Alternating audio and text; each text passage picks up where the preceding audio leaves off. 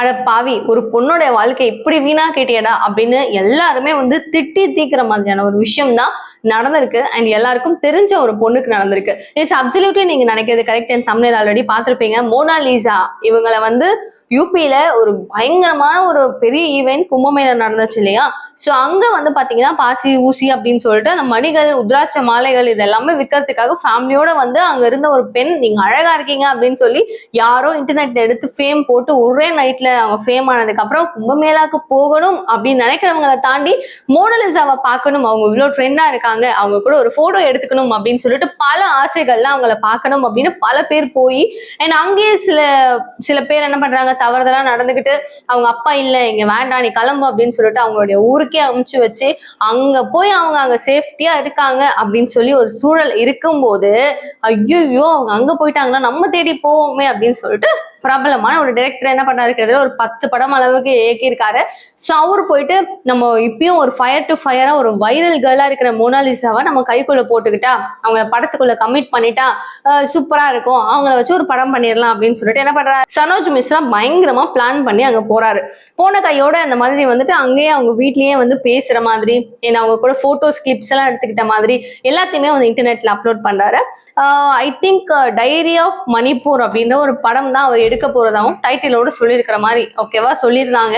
இது எல்லாத்தையுமே போட்டது மட்டும் இல்லாம கேரளாவில் வந்து ஒரு ஜுவல்லரி ஷாப்போடைய ஓப்பனிங்க்கு ஒரு சீஃப் கெஸ்டாவும் இவங்க போயிருந்தாங்க.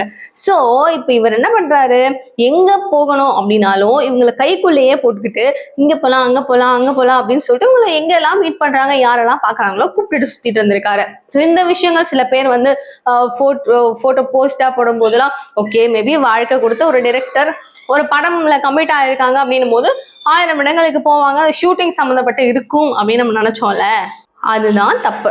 சனோஜ் மிஸ்ரா அப்படின்ற இந்த நபர் யூபியில வேற மாதிரி ஃபேமஸா இருக்கிற இன்ஸ்டால வந்து ரொம்ப ஃபேமஸா இருக்கிற ஒரு பொண்ணு டெய்லி வீடியோஸ் போடுறது போஸ்ட் போடுறது அப்படின்னு அவங்க போடுற ஆக்டிவா இருக்கிற அந்த பொண்ணை பார்த்ததுக்கு அப்புறம் இவர் என்ன பண்றாரு, இவருடைய பலத்தை எல்லாமே மெயின்டைன் பண்ணி வச்சுக்கிட்டு அந்த பொண்ணுடைய நம்பரை எப்படியோ வாங்கிடுறாரு.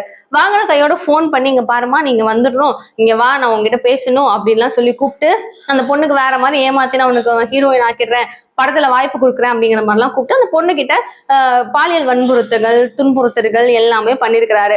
பண்ண கையோட நிறைய வாட்டி அந்த பொண்ணும் வந்து போயிருக்காங்க, நீதான் எனக்கு நான் தான் உனக்கு நம்ம கல்யாணம் பண்ணிக்கலாம் இந்த அளவுக்கு கூட போயிருக்கான். கிட்டத்தட்ட 3 டைம் ஓகே 3 வாட்டி கருவை கலைச்சிருக்காங்க.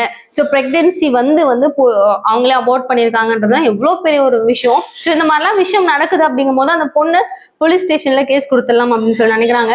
இந்த மாதிரி சுச்சுவேஷன்ல இந்த பொண்ணு அது யாரு மொனாலிசா கொஞ்சம் உஷாராயிட்டாங்க. சரி இதுக்கப்புறம் நம்ம இவங்க கூட இருந்தா வேலைக்கு ஆகாது, நம்மளுடைய வாழ்க்கையை முடிச்சு விட்டுருவா அப்படின்னு சொல்லிட்டு தெரிஞ்சுக்கிட்டு இவங்க கூடயே போறது சுத்துறது இதெல்லாம் நடந்துட்டு இருந்திருக்குல்ல, இவங்களை பத்தி தெரிஞ்சிருக்கோம்ல, இவங்களும் போய் கேஸை வந்து கொடுத்துட்டு இதுக்கு மேல வந்து நம்மளால முடியாதுன்னு நினைக்கும் போது போலீஸ் வந்துட்டு என்ன ஆகுது, அவரை அரெஸ்ட் பண்ணி கூட்டிட்டு போயிடுறாங்க. ஸோ தமிழ்நாடு அங்க எங்கேன்னு கிடையாது, வேர்ல்டு ஃபுல்லா பயங்கரமான ஒரு ஃபேமஸ் ஆயிட்டார் அந்த மனுஷன். ஸோ டைரக்ட் பண்ண படத்துல இந்த படத்தினால ஒரு ஃபேமஸ்பா அப்படின்னு சொல்லாம டைரக்ட் பண்ண போறேன் அப்படின்னு ஒரு பொண்ணை கூட்டு வந்து வச்சா ஆப்பு வேற மாதிரி. ஸோ இதுல மோனாலிசாவுக்கு நிறைய சப்போர்ட்டும் இருக்காங்க, எப்படியோ பரவாயில்ல நீங்க தப்பிச்சிட்டீங்க அப்படின்னு சொல்லிட்டு இனிமே இந்த படமும் வேண்டாம் இதுக்கப்புறம் எனக்கு நான் படத்திலே நடிக்க மாட்டேன் அப்படிங்கிற அளவுக்கு அவங்க மைண்ட் அவ்வளோ ஸ்ட்ரெஸ் ஆயிட்டு இங்க இருந்து கிளம்புனதாகவும் சொல்லப்படுது. ஸோ அவங்க அங்க போய் அவங்க வீட்டுல அவங்களுடைய பேரண்ட்ஸ் அவங்க எல்லாரையுமே பார்த்து அழுத முகத்தோட அவங்க இருக்கிற போஸ்டர்லாம் நம்மளால பார்க்க முடிஞ்சிச்சு.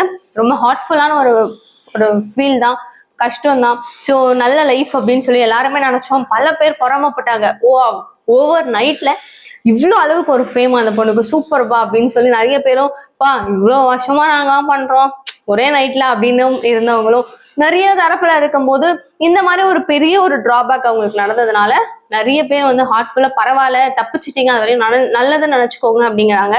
நீங்க என்ன சொல்லணும்னு நினைக்கிறீங்கன்ற உங்களுடைய பதிவுகளை ப்ளீஸ் கமெண்ட் பாக்ஸ் சொல்லுங்க. நிறைய விஷயங்கள் பேசலாம், அப் டு டேட் எனக்கு தெரிஞ்சுக்கணும்னு நினைச்சீங்கன்னா சேனலை சப்ஸ்கிரைப் பண்ணிக்கோங்க. தேங்க்யூ ஸோ மச் ஃபார் வாட்சிங். பாய்.